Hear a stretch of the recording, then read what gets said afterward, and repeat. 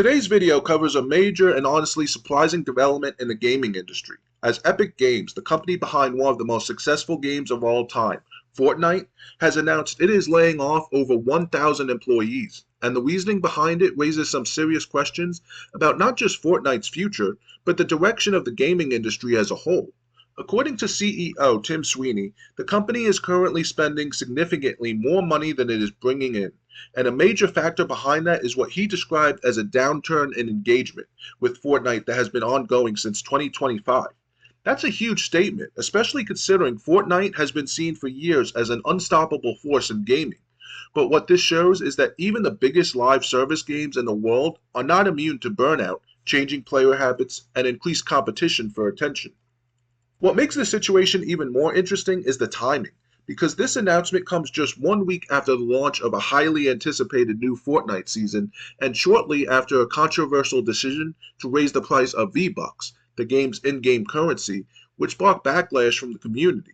When you combine declining engagement with decisions that upset players, it creates a perfect storm where even a giant like Epic starts to feel real financial pressure.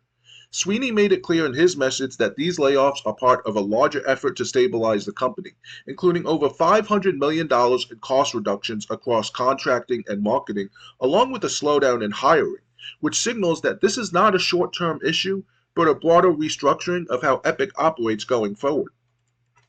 Now, it's important to understand that Epic isn't placing all the blame externally, even though they did point to industry-wide challenges like slower growth, weaker consumer spending, and the fact that modern games are competing with more forms of entertainment than ever before, including streaming platforms and social media.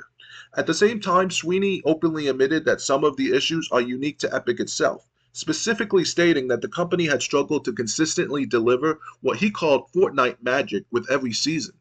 That phrase is really key here because Fortnite's success was built not just on gameplay, but on constantly evolving experiences, massive live events, and cultural relevance. And if players start to feel like that magic isn't there anymore, engagement is naturally going to drop, no matter how big the game once was. Looking back, Fortnite's rise was nothing short of incredible.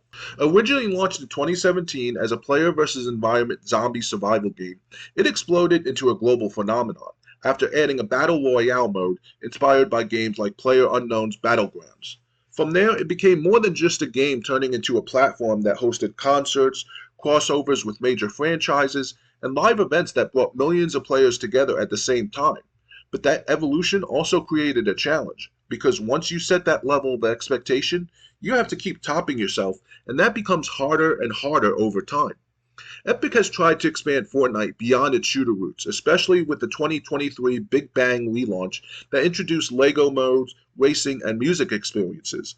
But those additions didn't grow the player base in the way the company had hoped, and some of those experimental modes are now being shut down, including rocket racing and other competitive or niche experiences that simply didn't gain enough traction.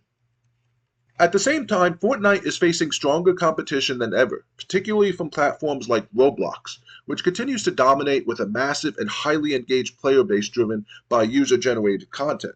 This highlights a major shift in the industry, where players are not just looking for games to play, but platforms where they can create, socialize, and spend long periods of time. Fortnite has been trying to move in that direction, especially with tools tied to Unreal Engine 5 and its creative ecosystem. But clearly, the transition hasn't been as successful as Epic had hoped so far. And when management drops in a live service game, that directly impacts revenue because these games rely heavily on players consistently logging in and spending money over time. Another important aspect of this story is the human impact, because layoffs on this scale affect real people who have spent years building and supporting one of the most influential games in the world. Reports indicate that even long-standing and high-profile team members will let go, including developers who worked on some of Fortnite's biggest live events. One engineer described feeling confused and blindsided, which really underscores how sudden and difficult these situations can be, even for experienced professionals.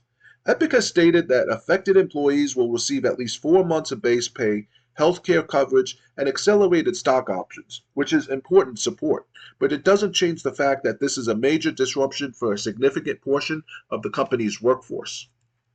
Looking ahead, Sweeney emphasized that Epic's focus now is on rebuilding and adapting, Much like the company has done in the past during major industry shifts, whether it was transitioning from 2D to 3D gaming, moving into console development, or embracing online multiplayer experiences.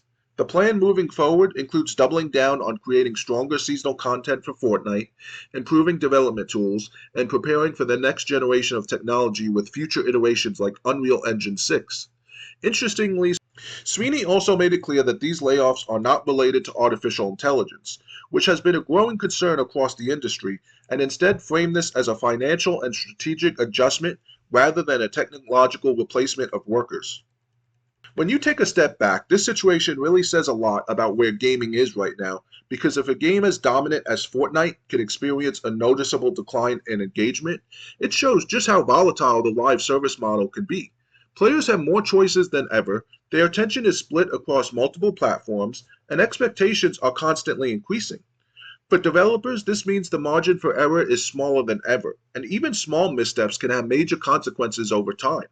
For players, it raises question about how long any live service game can realistically maintain its peak, and whether the industry needs to rethink how these games are designed and supported in the long term. At the end of the day, Fortnite is still one of the biggest games in the world, and Epic Games is still one of the most influential companies in gaming. But this moment feels like a turning point. The company is being forced to confront challenges that it hasn't faced at this scale before, and how it responds could shape not just its own future, but the future of live service gaming as a whole. Whether Epic can recapture that Fortnite magic and bring players back in a meaningful way is going to be one of the most important stories to watch in the coming months and years. If you enjoyed this video and found it helpful, make sure to give it a thumbs up, subscribe to the channel, and ring that notification bell so you don't miss any future uploads. And if you want even more in-depth discussions like this, check out my Patreon, where the latest exclusive takes a deep dive into whether PCs and Xboxes are becoming the same platform. Thank you for watching, and as always, game on.